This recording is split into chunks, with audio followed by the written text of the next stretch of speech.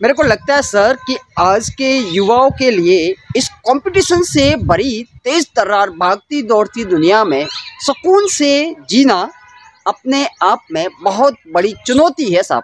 जी हाँ, बहुत बड़ी चुनौती है, क्योंकि युवाओं का सुकून के साथ जीना सच में चुनौती इसलिए बोल रहा हूँ क्योंकि युवा हो ना अगर आप, तो आपसे हर कोई उम्मीद रखेगा।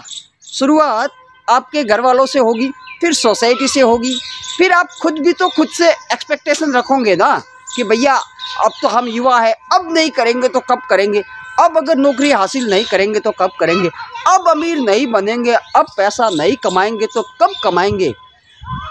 और बहुत बार हम जिस सोसाइटी में रहते हैं ना, वहाँ पर लोग आपको किसी दूसरे युवा के साथ कंपेयर करके, किसी दूसरे आदमी के साथ कंपेयर करके न चाहते हुए भी आपको टेंशन दे देंगे।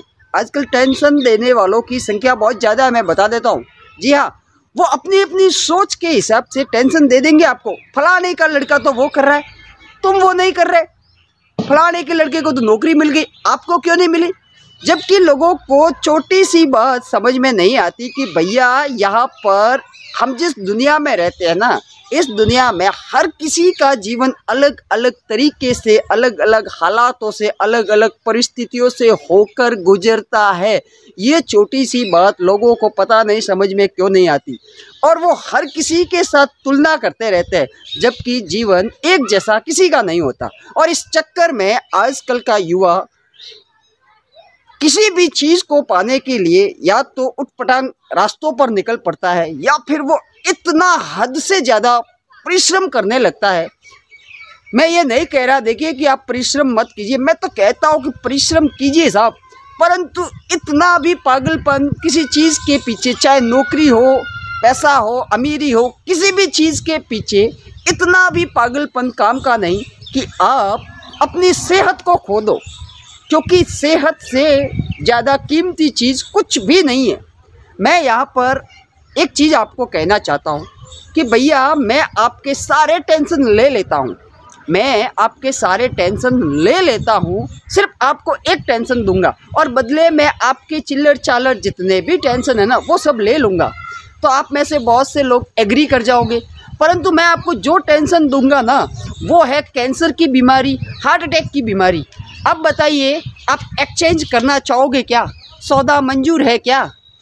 निश्चित तौर पर आपका जवाब ना में होगा, क्योंकि जब आप फिर करते क्या हो, लोगों के दबाव में आकर अपने आप को इतना परेशान करने लगते हो, खुद को इतना टेंशन दे देते हो कि आपको कम उम्र में ही, आजकल मैंने देखा है सर, बहुत से युवाओं को 30, 35, 40 की उम्र तक पहुँचते पहुँचते या तो हार्ट अटैक की बीमारी हो जाती है, कैंसर हो जाता है, या फिर एंजाइटी हो जाती है। पता नहीं क्या क्या बीमारियां, आजकल इतनी बीमारियों के शिकार हो जाते हैं कि उनका कुछ भी अपनी बॉडी पर वश चलता ही नहीं और अंत में जीवन बिल्कुल ख़राब हो जाता है।